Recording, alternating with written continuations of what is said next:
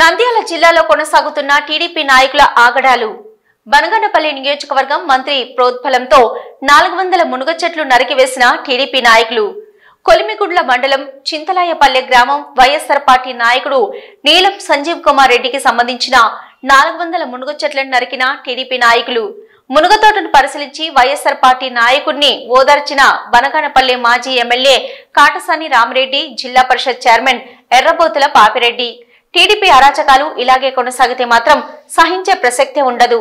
మాజీ ఎమ్మెల్యే కాటసాని రామిరెడ్డి. బనగానపల్లి నియోజకవర్గంలో ఫ్యాక్షన్ విష సంస్కృతికి బీజం పోస్తున్న మంత్రి బీసీ జనార్దన్ రెడ్డి, మాజీ ఎమ్మెల్యే కాటసాని రామిరెడ్డి. సంక్రాంతి పండుగ రోజున చెట్లు నరికివేత కూటమి ప్రభుత్వానికి మంచిది కాదు.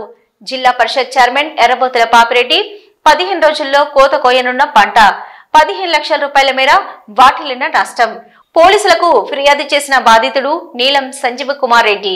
చింతలాయపల్లి గ్రామానికి సంబంధించి కుమారెడ్డి అని చెప్పి వైఎస్ఆర్ పార్టీ నాయకుడు ఈ యొక్క చెట్లను, మునగ చెట్లను, దాదాపు 400 చెట్లను గత రాత్రి నరికివేయడం జరిగింది. మరి ఈ యొక్క సంఘటనకు సంబంధించి మరి ఈ ప్రాంతంలో ఇక్కడ విచారించినప్పుడు ఈ యొక్క నియోజకవర్గానికి సంబంధించి, బనగానపల్లి నియోజకవర్గానికి సంబంధించి బీసీ జనార్దన్ రెడ్డి అనే వ్యక్తి ప్రోద్బలంతోనే ఈ యొక్క దుశ్చర్యకు పాల్పడినట్టుగా మరి వార్తలు కూడా రావడం జరుగుతూ ఉంది.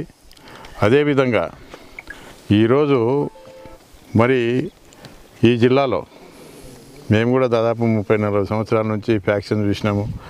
ఎక్కడ కూడా ఈ యొక్క విష సంస్కృతి, ఈ చెట్లు నరకడం అనేది ఎప్పుడు విష సంస్కృతి అనేది ఈ ప్రాంతంలో ఎప్పుడూ లేదు. ఏదో గతంలో ఈ కొలింగుల మండలంలో ప్రతి గ్రామంలో కూడా ఫ్యాక్షన్ గ్రామాలు ఉన్నాయి, అన్ని గ్రామాలు కూడా ఆల్మోస్ట్ ఆల్. అయినప్పటికీ ఒకరినొకరు ఏదో ఆధిపత్యం కోసం చంపుకున్నారు, చేసుకున్నారు, మళ్ళీ రాజీ పడ్డారు. ఇప్పుడు అందరూ ప్రశాంతంగా బతుకుతూ ఉన్నారు. మరి ఇటువంటి పరిస్థితుల్లో ఈరోజు 400 మునగ చెట్లను ఈరోజు వాళ్లకు ఏ విధంగా ఈ యొక్క చెట్లను నరికేదానికి ఎవరు ధైర్యం ఇచ్చినారు, ఎవరు సపోర్ట్ చేసినారు, దీని మీద పోలీసులు ఖచ్చితంగా విచారణ చేయాలి. ఇప్పుడు దీనికి సంబంధించి చాలామంది ఈ ప్రాంతంలో ఇది బీసీ జనార్దన్ రెడ్డి ప్రోద్బలంతోనే, బీసీ జనార్దన్ రెడ్డి నేనున్నాను, మీరు ఏవైనా చేసుకోండి అని చెప్పి వాళ్ళకు చెప్పడంతోనే ఇది జరిగిందని చెప్పి కూడా ఇక్కడ స్థానికులు చెప్తా ఉన్నారు. కాబట్టి ఇది జనార్దన్ రెడ్డి గారు, ఇది మీకు మంచి పద్ధతి కాదు. నువ్వు ఈ ప్రాంతానికి ఎమ్మెల్యేగా ఉన్నావు, మళ్ళీ మంత్రిగా కూడా ఉన్నావు. ఒక మంత్రి స్థాయిలో ఉన్న వ్యక్తి ఇటువంటి సంఘటనలకు ప్రోత్సహించి మీరు చెట్లు నరకండి, మనుషులను చంపండి అంటే ఇది మంచి పద్ధతి కాదు. మీ నాయకుడు చంద్రబాబు నాయుడు ఏమో సంపద సృష్టిస్తాను అని చెప్పి ఆయన చెప్తా ఉన్నాడు. మీరు సంపదనంతా దోచుకుంటా ఉన్నారు, సంపద అంతా నరికేస్తూ ఉన్నారు. ఇది మంచి పద్ధతి కాదు. ఇది ఈ సంస్కృతి గతంలో ఈ చెట్లు, చిన్న చెట్లను కానీ లేకుంటే మామిడి చెట్లను కానీ అరటి చెట్లను కానీ నరికే సంస్కృతి గతంలో అనంతపురం జిల్లాలో చూసినాం. మేము గతంలో పేపర్లో ఏదన్నా పలాని అనంతపురం జిల్లాలో ఇన్ని చెట్లు నరికినారంట, ఇంత అరటి తోటను నరికినారని చెప్పి గతంలో చెప్తుంటే విన్నాం వాళ్ళు. కానీ ఈ ప్రాంతంలో ఎప్పుడూ ఆ సంస్కృతి లేదు. ఈరోజు కొత్తగా ఈరోజు ఈ యొక్క కుమార్ రెడ్డి అనే రైతుకు సంబంధించి ఈరోజు ఇవి చెట్లను నరకడమే కాదు, ఆ చెట్లను నరకడం అంటే పసి పిల్లలను గొంతులు కోసినట్టే ఇది ఒక రకంగా. ఎందుకంటే ఆ రైతు మరి ఎన్ని లక్షలాది రూపాయలు ఖర్చు పెట్టి ఈరోజు ప్రతిరోజు కూడా కంటికి రెప్పలా కన్న పిల్లలను ఏ విధంగా అయితే ఈ యొక్క చెట్లను చూసుకుంటారో పిల్లలను, ఆ విధంగా ఈ రైతు ప్రతిరోజు కూడా వచ్చి వీళ్ళ తల్లిగారు, ఈయన అందరూ కూడా వీళ్ళ కుటుంబ సభ్యులందరూ సర్వస్వం దీంట్లోనే దారిపోసి ఈరోజు ఆర్థికంగా నష్టం చేసేదానికి ఈ యొక్క దుశ్చర్యకు పాల్పడడం జరిగింది. ఎవరైతే దీనికి సంబంధించి ఎవరైతే ఈ చెట్లను నరికినారో దీనికి ఎవరు ప్రోత్సహించినారు, ఈ గ్రామానికి సంబంధించిన చింతలాయపల్లి గ్రామానికి సంబంధించిన ఎవరి ప్రోద్బలంతోనే ఈ చెట్లు నరికేసినారనేది పోలీసులు ఖచ్చితంగా విచారణ చేయాలా. దీని మీద కఠిన చర్యలు తీసుకోవాలని నేను ఎస్పీ గారితో కూడా మాట్లాడతాను.